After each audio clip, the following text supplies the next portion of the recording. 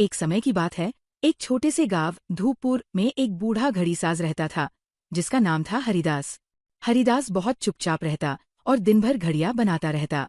लेकिन उसकी एक खास घड़ी थी, एक जादुई घड़ी, जिसे वह किसी को नहीं दिखाता था। हरिदास ने वो घड़ी वर्षों पहले एक रहस्यमय साधु से पाई थी। ये घड़ी आम घड़ियों जैसी नहीं थी। इसकी सुई समय नहीं, बल्कि जगह बदलती थी। जैसे ही सुई किसी नए नंबर पर जाती, घड़ी के अंदर एक चमक उठती और सामने एक द्वार बन जाता। एक दिन गांव का एक जिज्ञासु बच्चा चिंटू खेलते खेलते हरिदास की दुकान में घुस गया। उसने गलती से वो जादुई घड़ी छू दी। तभी घड़ी की सुई घूम गई और टिक-टिक की आवाज के साथ एक चमकता द्वार खुल गया। अरे नहीं! हरिदास चिल्लाया, लेकिन तब तक चिंटू उस दरवाजे में कूद चुका था।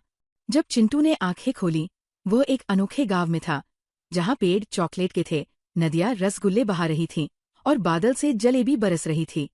वहाँ के लोग खिलौनों जैसे दिखते थे और घड़ी के इशारे पर चलते थे। ये था घड़ी का गांव, एक जादुई दुनिया जहाँ समय के साथ सब कुछ बदलता था। लेकिन इस गांव का एक नियम था, जो आया है वो तभी लौट सकता है जब वो समय का सही उपयोग सीखे।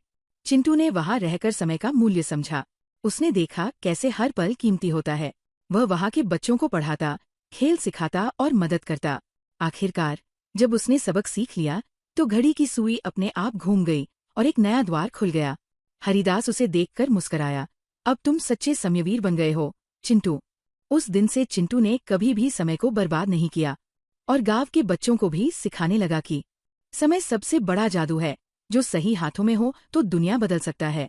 सीख, समय की कीमत समझो, क्योंकि यही सबसे बड़ा जादू है।